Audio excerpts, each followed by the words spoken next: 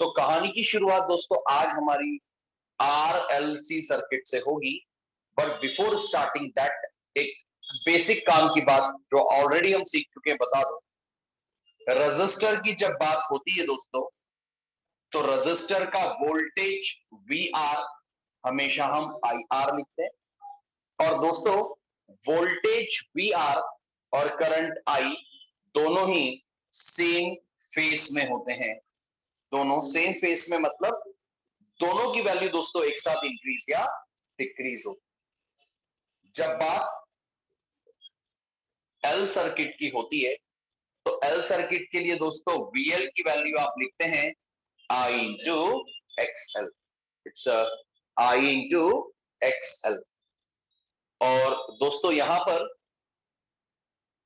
V L को आई into XL हम लिखते हैं जरूर है, लेकिन एक्सएल का मतलब होता है इंडक्टिव रिएक्टेंस, जिसका फॉर्मूला होता है ओमेगा एल।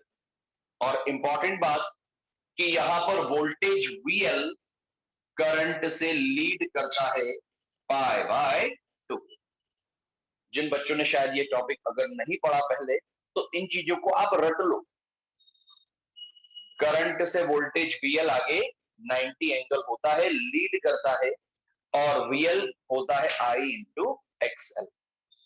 वैसे ही दोस्तों सी सर्किट की बात जब हमने की थी, तो कैपेसिटर का वोल्टेज था वीसी इज आई एक्स सी, जहां एक्स सी था 1/ओमेगा सी कैपेसिटिव रिएक्टेंस। और यहां पर करंट और वोल्टेज के बीच का फेज डिफरेंस था 90, जहां वोल्टेज करंट से पीछे होगा बाय बाय। ये सारी बातें समझने सीखने के बाद अब हम दोस्तों शुरू कर सकते हैं R L C circuit, which is the most important derivation from exam point of view. दोस्तों जब डेरिवेशन की शुरुआत होगी, तो सर्किट डायग्राम जिसमें एक रजिस्टर, इंडक्टर और कैपेसिटर, इससे कोई फर्क नहीं पड़ता दोस्तों ये सीक्वेंस आगे पीछे अगर हो जाती है तो। Okay, it's not a rule कि पहले आर ही लगेगा एल ही लगेगा। इट डिपेंड्स, आपकी चॉइस, आप पहले क्या बनाना चाहते हैं। तो आप दोस्तों एसी सर्किट में आर एल और सी, रजिस्टर, इंडक्टर और कैपेसिटर को 1 बाय 1 सीरीज में लगाते हैं। हमेशा की तरह सीरीज में इनके क्रॉस पोटेंशियल डिफरेंस या वोल्टेज अलग अलग होगा। For resistor it's a VR, for inductor it's a VL, and for capacitor it is VC. We have different potential across each element. बात आती है इसके बाद डायग्राम ड्रॉ करने के बाद, हमेशा की तरह हम बताएंगे suppose equation of alternating voltage is V is V naught sin omega t, equation 1।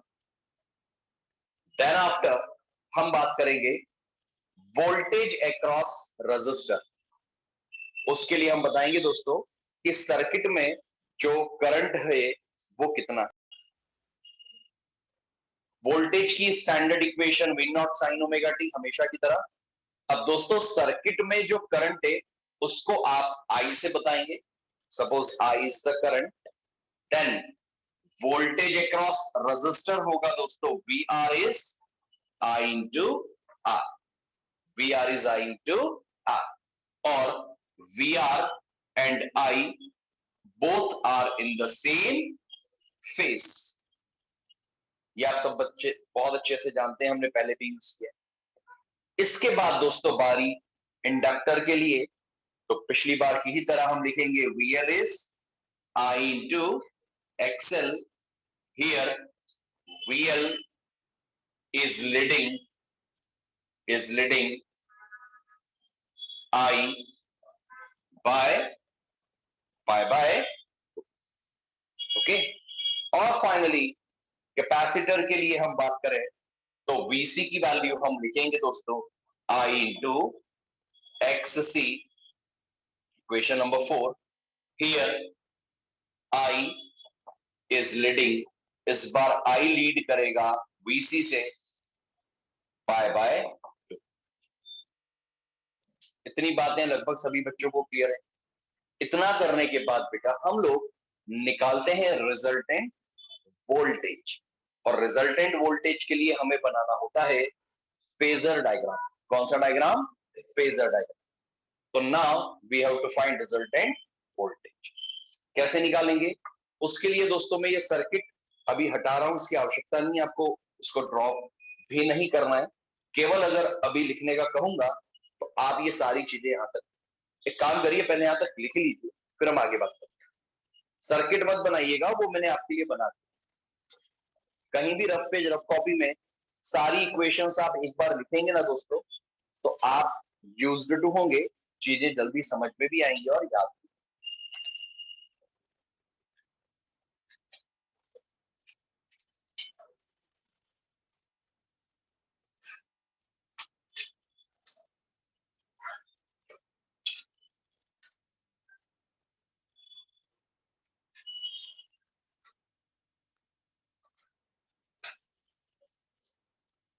Voltage तीनों के cross,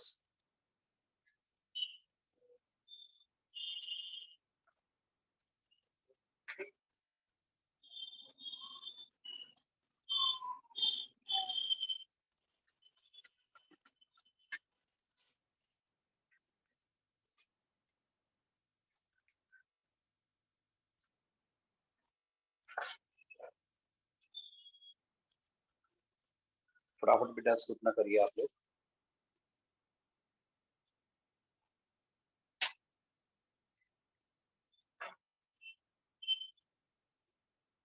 we R V L V C कौन लीड कर रहा है, इसका ध्यान रखिए। अब बेटा हमें फाइंड करना है रिजल्टेंट वोल्टेज। रिजल्टेंट वोल्टेज कैसे फाइंड करेंगे? तो सभी बच्चों का ध्यान जहां तक लिखा छोड़िए, अब सुनिए मेरी बात। रिजल्टेंट वोल्टेज के लिए दोस्तों हमेशा फेजर डायग्राम की शुरुआत करंट हॉरिजॉन्टल लाइन से होती है। तो बेटा करंट हॉरिजॉन्टल लाइन आई, आप जानते हैं कि यहां सबसे पहले वी आर की बात करो तो करंट और V R both are in the same phase. के बाद वीएल करंट से पाई बाय 2 लीड करता है दोस्तों, तो करंट से पाई बाय 2 लीड करेगा वोल्टेज वीएल। और बात जब वीसी की हो तो ये करंट से पाई बाय 2 पीछे, इसका मतलब नीचे की तरफ होगा वीसी। इस डायग्राम में एक विशेष बात का ध्यान रखिए कि इन जनरल हम बेटा वीएल को ज्यादा लेते हैं वीसी से। वीएल को हम क्या लेते हैं दोस्तों? थोड़ा ज्यादा, तो इस लाइन को थोड़ा ज्यादा बड़ी बना दीजिएगा और वीसी होगा छोटा। अब दोस्तों सुनो मेरी बात, आपके पास 3 वोल्टेजेस हैं, वी आर, वीएल और वीसी। इनका रिजल्टेंट फाइंड करने के लिए आप एक काम करिए, पहले वीएल और वीसी इन दोनों का, ये दोनों अपोजिट डायरेक्शन में दिख रहे हैं ना बेटा, एक ऊपर है एक नीचे, तो इन दोनों का पहले रिजल्टेंट निकालना आसान। तो एक काम करते हैं, horizontal line as it is रहने देते हैं, आई और वी आर भी एज इट इज रहने दें आप। ऊपर है वीएल, नीचे है वीसी, तो ऊपर की तरफ हो जाएगा VL minus VC, VL minus, ठीक है। अब 2 वोल्टेजेस आपके पास हैं, एक वी आर और एक वीएल माइनस वीसी। इन दोनों का रिजल्टेंट वोल्टेज बीच में से इस तरह से बनाएंगे, फिर से इसका नाम ओ ए और बी ले लें। ये वीएल माइनस वीसी, तो ये भी क्या होगा? V L minus. ओके, फटाफट सारे बच्चे इस डायग्राम को बनाए, फेजर डायग्राम को बनाए। बहुत आसान, बहुत सिंपल, बिल्कुल वैसे ही जैसा अभी तक सर्किट हमने किया।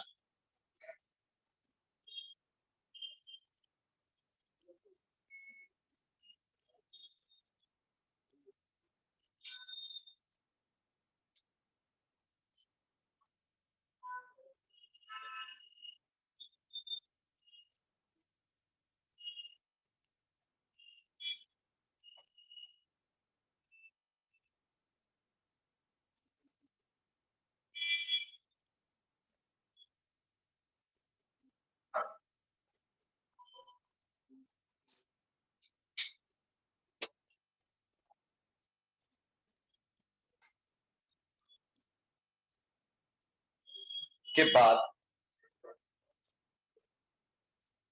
ओ A B triangle O A B लेंगे, पाइथागोरस थ्योरम लगाएंगे, तो ओ ए स्क्वायर होगा O B square plus A B square. बेटा ओ ए स्क्वायर होगा O B square plus A B square. बेटा ओ ए है रिजल्टेंट वोल्टेज V, तो O ए की जगह V स्क्वायर। ओ बी की बात करें दोस्तों, ओ बी है वी आर का स्क्वायर और A B is V L minus B C का होल स्क्वायर। लिखिएगा इसे आप। पाइथागोरस थ्योरम का यूज किया, वैल्यूज को पुटअप किया। V square is V R को हम लिखेंगे आई आर का स्क्वायर, वी एल को लिखेंगे I X L minus I X C का होल स्क्वायर। फटाफट फटाफट मेरे साथ साथ चलते चलिए आप। वी आर को लिखा आई आर का स्क्वायर, वी एल और वीसी को आई एक्स एल और आई एक्स सी का whole square. I square R square plus, दोनों में से कॉमन लेंगे आई स्क्वायर, ब्रैकेट में X L minus X C का whole square. V square equals to, दोनों में से कॉमन क्या लेंगे, तो ऑब्वियसली हम आई स्क्वायर को ही कॉमन लेंगे दोनों में से। ब्रैकेट के अंदर की तरफ मिलेगा R square plus X L minus X C का होल स्क्वायर। ये वैसी ही प्रोसेस है दोस्तों जो हमने पहले फॉलो की थी। वी स्क्वायर के अपॉन में आई स्क्वायर, अपॉन में आई स्क्वायर को लेंगे। करते चलिए मेरे साथ बेटा आप सभी। आरएचएस में X L minus X C का होल स्क्वायर। ठीक है, वैसी ही प्रोसेस है जो हमने पिछली बार फॉलो की। फिर v बाय आई को अंडर रूट के अंदर लिख लेंगे, तो R square plus X L minus X C का होल स्क्वायर होगा। और v बाय आई को हम क्या लिख देंगे, z, तो z हो जाएगा under root of R square plus X L minus X C का whole square. This is the impedance of the circuit दोस्तों। इम्पीडेंस z आ रहा है under root R square plus X L minus X C का whole square. This is the impedance of the circuit. RLC circuit का impedance कभी पूछे तो under root of R square plus X L minus X C का whole square. हमेशा की तरह दोस्तों इम्पीडेंस निकालते हैं, उसके बाद फेस डिफरेंस। चलो अपने अपने डायग्राम में देखो आप सभी बच्चे, ये रिजल्टेंट वोल्टेज और ये करंट, इनके बीच का एंगल क्या होगा, फाई। बनाइए सारे बच्चे फाई एंगल यहां वाला, और लिखिए टेन फाई। टेन फाई होगा परपेंडिकुलर बाय बेस। परपेंडिकुलर होगा ए बी और बेस होगा ओ बी। तो टेन फाई ए बी की value V L minus V C, O B की वैल्यू वी आर। तो tan phi I XL minus I X C upon I R. ठीक है, कोई doubt है बेटा इसमें? देखो बहुत आसान है, सिंपल एकदम। टेन फाई की वैल्यू परपेंडिकुलर बाय बेस से, आई से आई कॉमन लेकर कैंसिल कर देंगे बेटा, तो आपके पास फाइनली फेस डिफरेंस बचेगा टेन फाई। कॉमन लेंगे कैंसिल करेंगे तो X L minus X C by R. ये है phase difference between voltage and current. Phase difference between voltage and RLC circuit में बेटा आपको एग्जाम में क्या पूछेंगे? एक्सप्लेन आरएलसी सर्किट, वो हमने एक्सप्लेन किया। फाइंड इंपीडेंस निकाल ही दिया, फेज डिफरेंस भी निकाल दिया। लेकिन दोस्तों बोर्ड एग्जाम में पिछले 1-2 सालों में कुछ और भी चीजें यहां पूछी गई हैं। सर क्या चीजें पूछी गई हैं? तो देखो, फेज डिफरेंस को निकालने के बाद करंट की स्टैंडर्ड इक्वेशन को हम I is I naught sine omega T,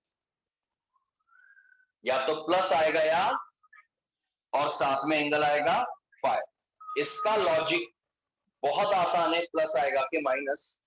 आप इस ट्रायंगल में देखिए, ये वोल्टेज है, ये करंट है। वोल्टेज आगे है और करंट पीछे। करंट पीछे होने से क्या आता है दोस्तों? माइनस। लेकिन दोस्तों यहां तक करने के साथ आपसे स्पेशल केस में ये पूछ लिया, आपसे एग्जाम में पूछेंगे वो क्या होगा अगर एक्सएल ग्रेटर देन एक्ससी। अगर एक्सएल ग्रेटर देन एक्ससी तो क्या होगा? तो बेटा आप एक्सएल को ग्रेटर देन एक्ससी लेते हैं तो केवल आपको ध्यान 10 में लगाना है। आप सबको ध्यान अभी बोर्ड की तरफ जो बता रहा हूं उसमें लगाना है।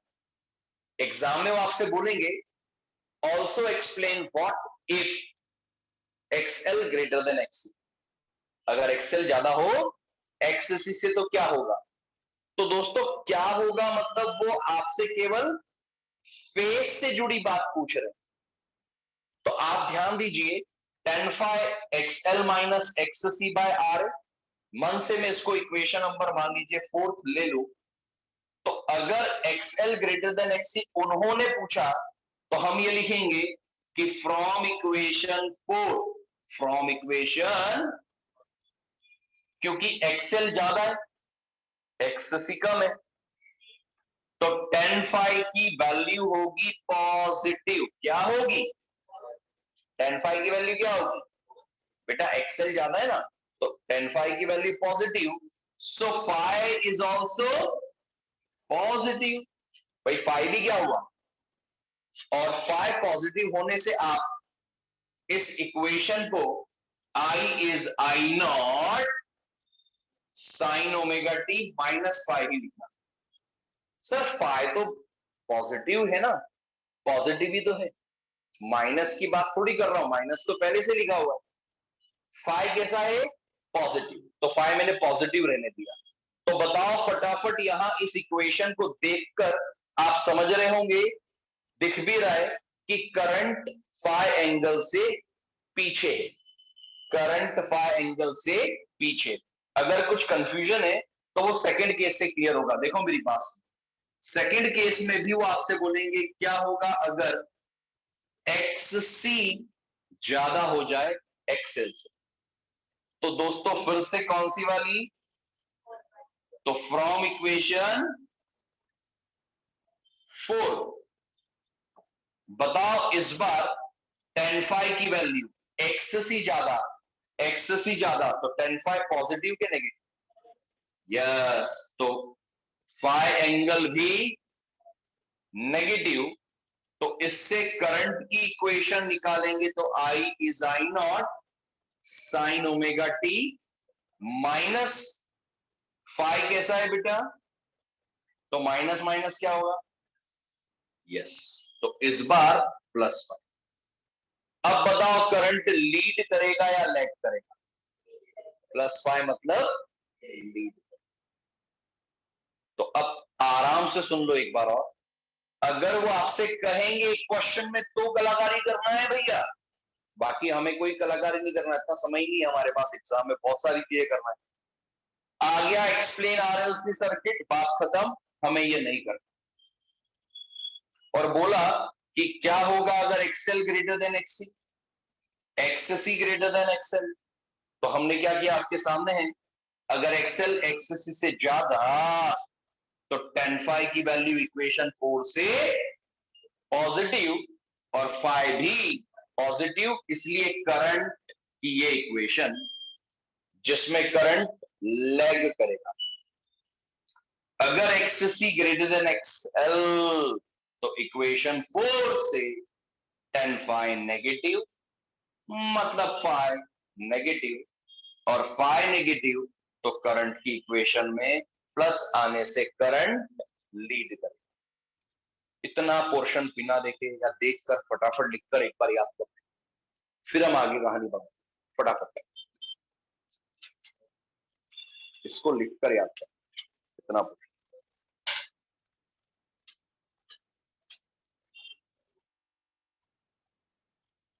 हमें ये मन से नहीं लेना है, क्वेश्चन में देना।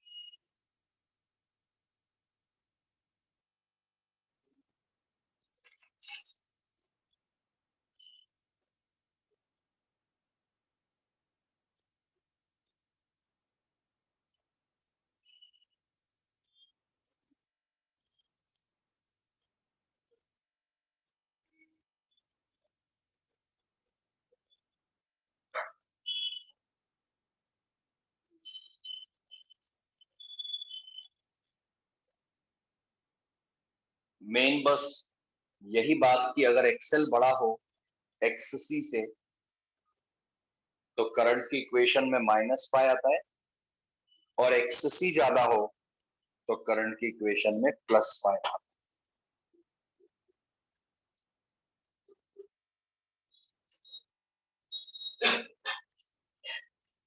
इतना करने के बाद अब दोस्तों वो आपसे भले एग्जाम में स्पेशल केस ना पूछे जो मैं बताने वाला हूं, वो तो आप जरूर लिख दीजिएगा। हो सकता है क्वेश्चन में वो बोले भी सही कि क्या होगा अगर एक्सएल इक्वल्स टू एक्ससी, और अगर वो ना भी पूछे तो कम से कम आरएलसी में ये केस जरूर हम ही लिखते हैं कि अगर XL equals to XC, then सुनिए पहले ध्यान से, tan phi निकालेंगे तो XL minus XC by R से वैल्यू क्या आएगी? tan phi 0, मतलब एंगल phi। बेटा phi 0 का मतलब करंट और वोल्टेज के बीच का फेज डिफरेंस 0, तो करंट और वोल्टेज दोनों हो जाएंगे सेम फेस में। अरे दोनों हो जाएंगे सेम फेस में। ये काम की बात है दोस्तों, इसके ऑब्जेक्टिव भी बनते हैं, ऑब्जेक्टिव्स भी बनते हैं, इसलिए ध्यान से सुनिए। अगर XL XC के इक्वल होता है ना तो फेज डिफरेंस कितना होता है?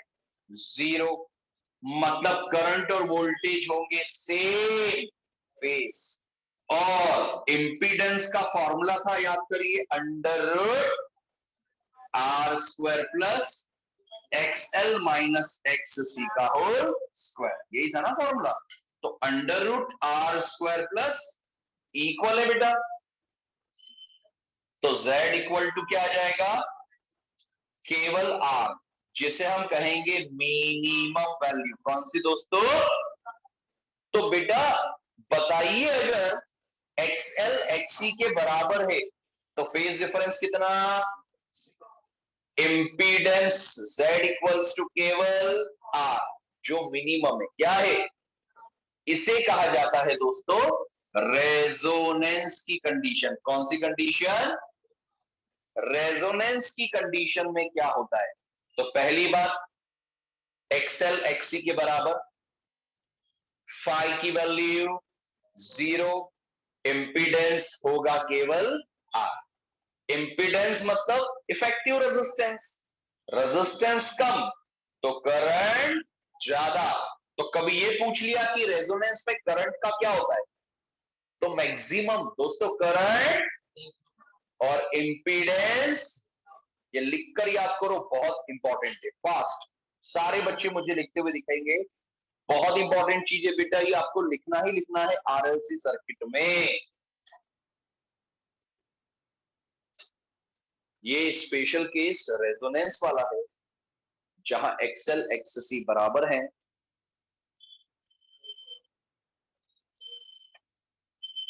पाई है 0,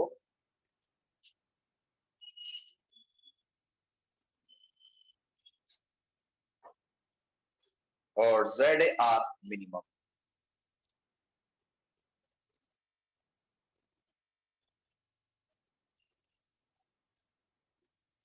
ये फटाफट लिखिएगा दोस्तों।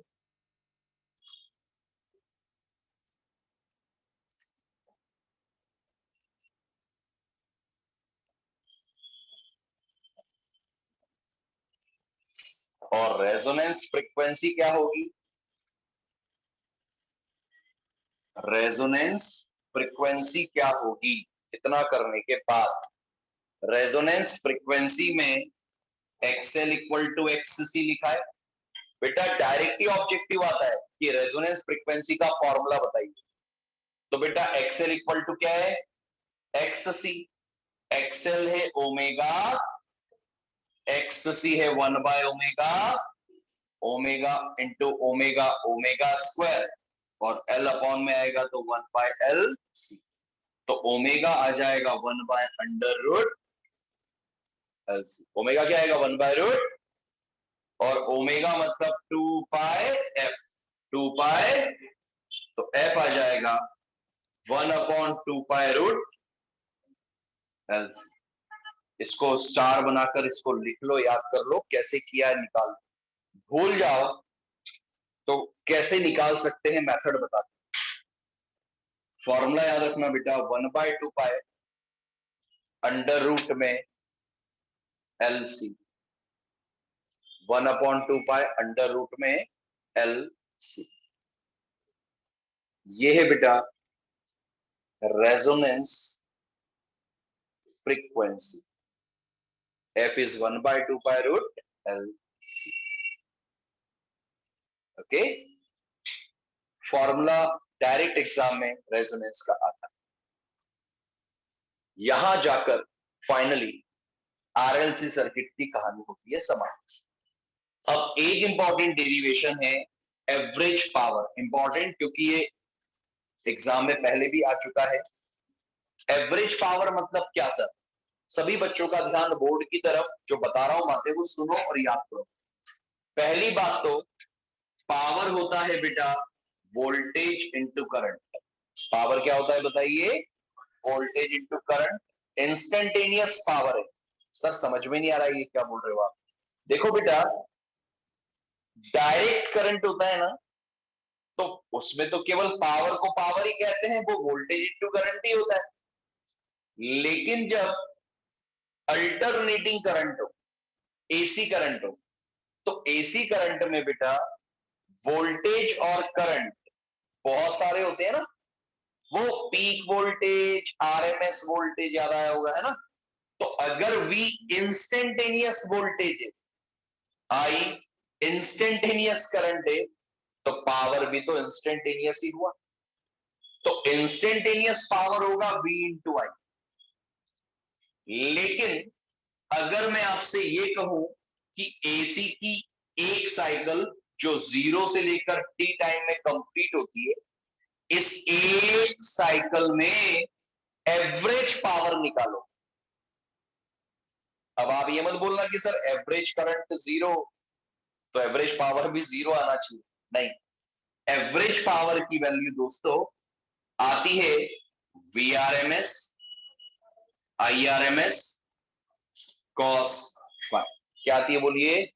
VRMS, IRMS, cos. ये वैल्यू आती है किसकी? Average power. एक साइकिल के लिए एवरेज पावर। ये हमें प्रूव करना है। इसको प्रूव करने के लिए दोस्तों पहले तो आप ये पावर का फॉर्मूला एक किए, दूसरा ये लिखिए तो फटाफट तीसरा एक और फॉर्मूला,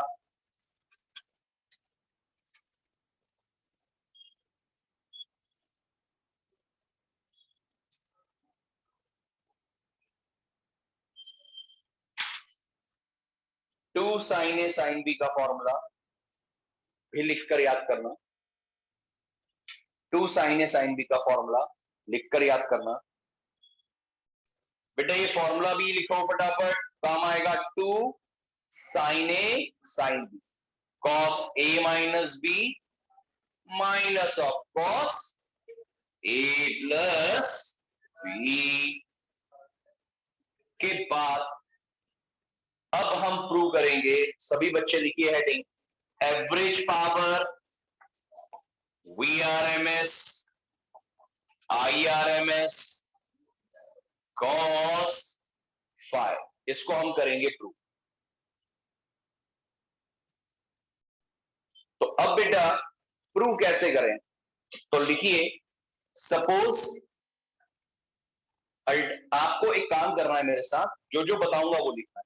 सबसे पहली बात तो एवरेज पावर की इक्वेशन आपने लिखी, VRMS, IRMS, cos phi.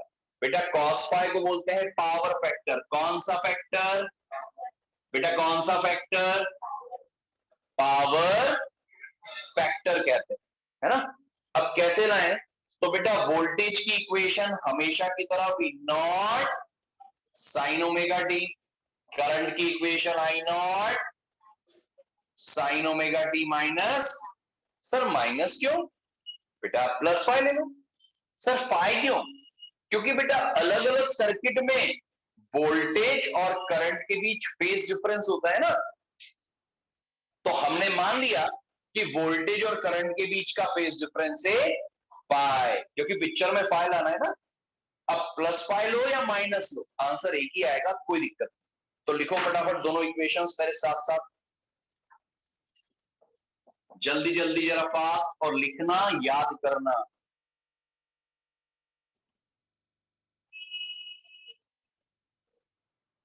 Instantaneous power आ जाएगा V into I, voltage into current. Voltage V naught sine omega T, और करंट के लिए I naught sine omega T minus five. बेटा ये इंस्टेंटेनियस पावर है, हाँ एवरेज नहीं है। तो instantaneous power voltage into current, ये वोल्टेज और current V not I not. कृपया ध्यान दें, स्टेप को सीखें पहले। एक काम करिए, ये जो स्टेप आई है ना, इसमें V नॉट आई नॉट वाली टर्म में 2 से डिवाइड कर दें और 2 से मल्टीप्लाई कर दें। क्या कर दें? 2 से डिवाइड और 2 से मल्टीप्लाई। चलिए करना स्टार्ट करिए। 2 का डिवाइड और 2 का मल्टीप्लाई। 2 से डिवाइड और 2 से मल्टीप्लाई। सर 2 से डिवाइड 2 से मल्टीप्लाई का लॉजिक क्या है सर? बताता हूं बेटा। V नॉट आई नॉट, बेटा अपॉन वाले 2 को मैं तोड़ सकता हूं, ब्रेक कर सकता हूं √2 में। तो V naught by √2, I naught by √2 sine A sine B. ये देखो फॉर्मेट दिख रहा है आपको, 2 sine A sine B. A मतलब ओमेगा टी और बी मतलब ओमेगा टी माइनस फाइव। ध्यान से सुनो, आराम से लिखना। 2 साइन ए साइन बी होता है कॉस ए मतलब ओमेगा टी माइनस बी मतलब, होगा सही लिखा है? देखो आप इतना मिलकर साथ में करेंगे जल्दी। 2 साइन ए साइन बी को लिखा cos A minus B minus of cos A minus B minus of cos A plus B. cos a minus B minus of cos a plus. ठीक है बेटा, कोई घबराने की ऐसी बात नहीं है यहाँ की बहुत टफ है सर। बेटा आपको फॉर्मूला याद रखना पड़ेगा ये वाला 2 sin a sin b का, के बाद p इक्वल्स टू बेटा v नॉट बाय रूट 2 होता है VRMS, I naught by root 2 होता है IRMS, cos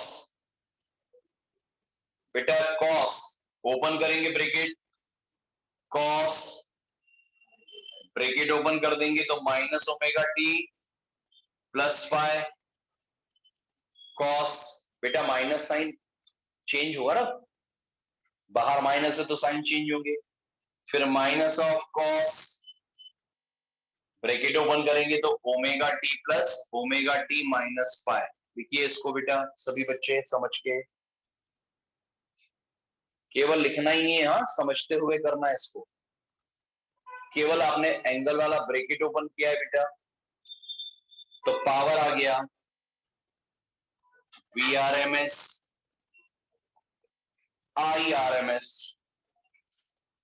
ओमेगा टी से omega T cancel, cos five सुनिए इधर minus of cos omega T plus omega T 2 omega T minus 5। आप सभी ने यहां किस तरह से फॉर्मूला यूज किया ये इंपॉर्टेंट है, cos a minus B minus of cos a plus, जो कैंसिल हो रहा है कैंसिल किया, आपके पास ये स्टेप आ गई। लेकिन सर अभी तक आपने केवल इंस्टेंटेनियस पावर को निकालना बताया है, एवरेज पावर तो बताया ही नहीं है, ये तो इंस्टेंटेनियस पावर है, एवरेज कैसे निकलेगा सर? तो बेटा आप क्या करिएगा, इतना करने के बाद हम ये बताएंगे कि पूरी साइकिल के लिए average value cos 2 omega T minus 5, cos 2 omega T minus 5 की कितनी होगी? 0 पूरी साइकिल के लिए। सर समझ में नहीं आया बेटा, एक पूरी साइकिल जो होती है ना, उस पूरी साइकिल के लिए cos फंक्शन की एवरेज वैल्यू क्या होती है? 0। सर ये भी तो cos है सर, ये भी 0 आना चाहिए फिर तो। नहीं बेटा, बताओ क्या इस फंक्शन में t टाइम आ रहा है क्या? नहीं, टाइम आना जरूरी है ना, तो यहां वाली टर्म में t आ रहा है, इसीलिए अब हम क्या कहेंगे कि एवरेज वैल्यू, कौन सी वैल्यू दोस्तों? एवरेज वैल्यू इसकी कितनी आ जाएगी? 0। सो अगर ये एवरेज वैल्यू 0 ले रहे हो तो ये एवरेज वैल्यू मिल जाएगी VRMS IRMS और cos, ये एवरेज वैल्यू। मुबारक हो ये तुमका, तो इतना कर दिया, फिर क्या लिखेंगे? Average value of this function is 0, so P की जगह एवरेज पावर आ जाएगा VRMS IRMS cos, VRMS IRMS cos। ये है दोस्तों एवरेज पावर का डेरिवेशन। तो एक साइकिल के लिए एवरेज पावर इस फॉर्मूले से आप फाइंड करेंगे VRMS IRMS cos five. cos five कहलाता है दोस्तों पावर फैक्टर। कौन सा फैक्टर? ये लिख लेना ही है, cos फाइव पावर फैक्टर, क्योंकि पावर इस फैक्टर पे डिपेंड कर रहा है बेटा, इट्स अ पावर फैक्टर। तो ये कहानी आज RLC सर्किट और